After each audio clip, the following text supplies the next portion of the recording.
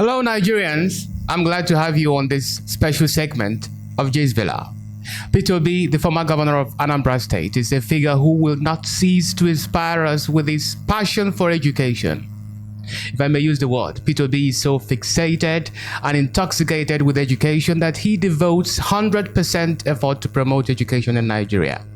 Last Saturday, this great man attended a convocation ceremony held at Dominican University, Ibadan, in Oyo State. Obi is not a strange person there, as he has served as a pro-Chancellor of the institution for several years. So, by dint of his personal tradition, he had planned the visit long ago and he fulfilled it. But expectedly, some or even most of the students might be dispirited and dejected, feeling that they were leaving the four walls of the academy to meet a world of misery, insecurity, unemployment, and economic meltdown imposed on Nigerians by the political class occupying the federal, state, and local governments. But Obi was perceptive enough to detect the sense of hopelessness among the students. Then, in reaction, he narrated a short but incisive story. The story was about a young man named Mr. Jonathan Lookwood, president of the University of California, Sacramento.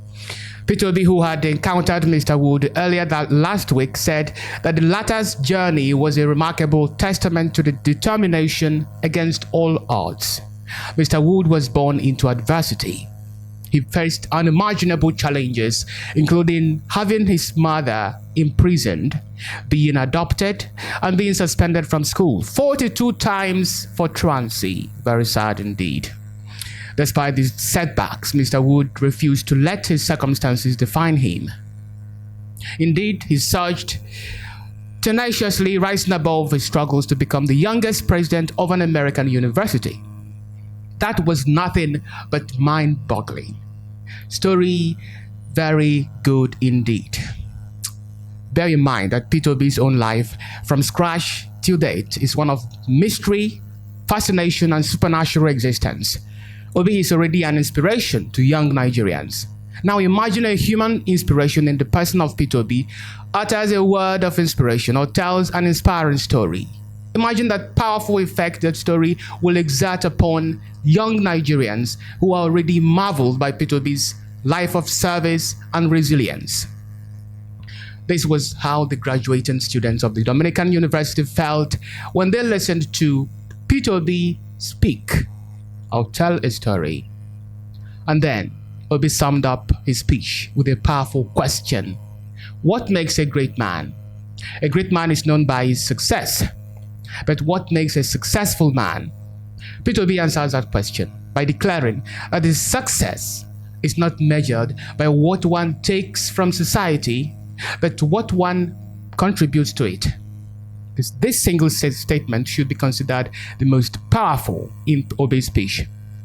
The reason is that students, having acquired innovative knowledge and values from the university, are expected to use these intangible assets to diligently transform Nigeria from a culture of consumption to one of production.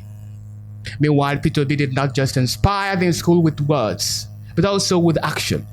In this regard, he donated the sum of 50 million naira to the university for its enhancement and growth. Now, at this juncture, let me show you the speech Obi made in the same university back in December 2022 at his convocation ceremony. For me, like it's been mentioned, today you're beginning to be part of our country. The greatest investment a nation can do is to invest in education. The most important capital you need is education. With what you have today, you can become anything globally. You can change the world. You can change the world. You can go there anywhere.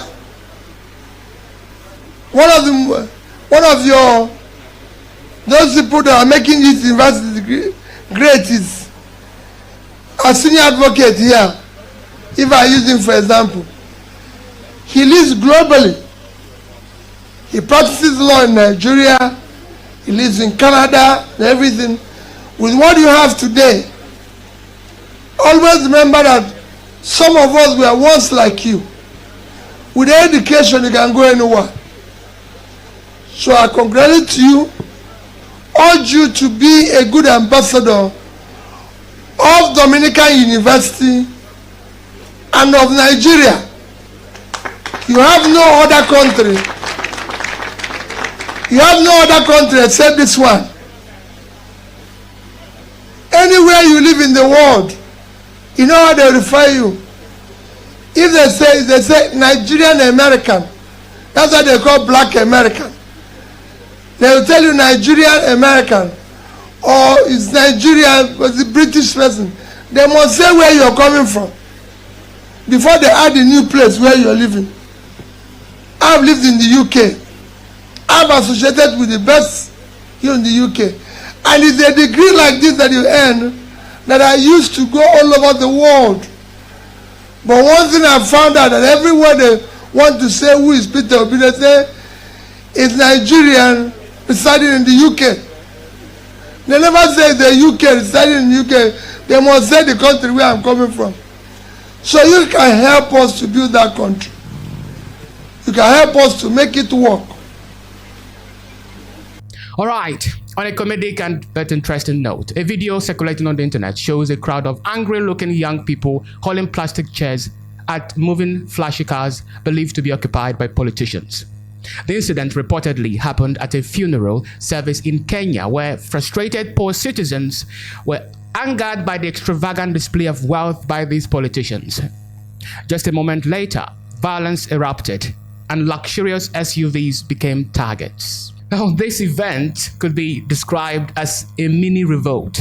Most Nigerians would want a repeat of this in their country, and maybe for it to happen on a large scale. Anyway, one more funny story for you.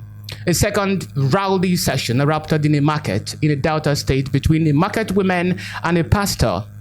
The pastor always preaches at the square, but on the given day, he allegedly slandered all women, the women of Urobo's tribe, calling them goats. Wait! Listen to me!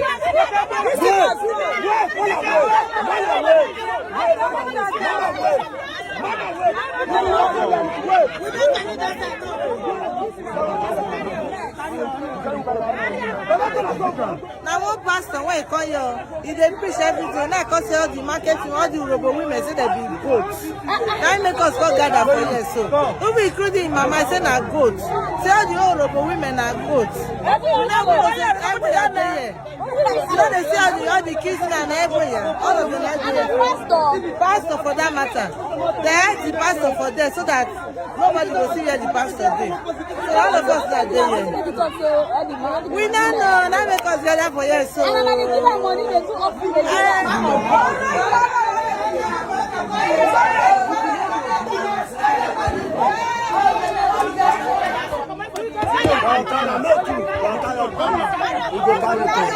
Carry him.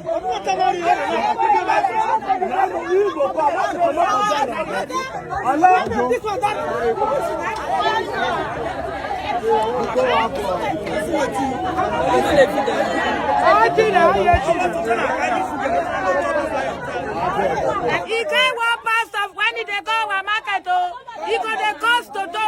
He said that women say we go to make una post some women na go driver come off our community. Whether na mama be go we don't know. Woman for bed now they come preach. We don't need that boy. We want to come our children. When una come make a call up on it. Now so he got the preach for market. We don't need them again. Sheriff, we don't need that pastor. Make us come out of our market. We don't get to talk with the pastor. He say Abracana, na phone, na nama, na goto. We don't need them anytime when we say. Very quite funny, right?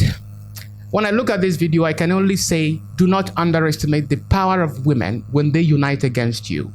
If you doubt me, go and read about the Aba Women's Riot of 1929, and you will understand what I am saying. Anyway, That's all I have for you on Jay's Villa. Hope you enjoyed it. If you did, do not hesitate to hit the like button, like my videos, share, make your comments, and then subscribe to the Diaspora Digital Media for more exciting stories. I remain Ultra Sign. See you later.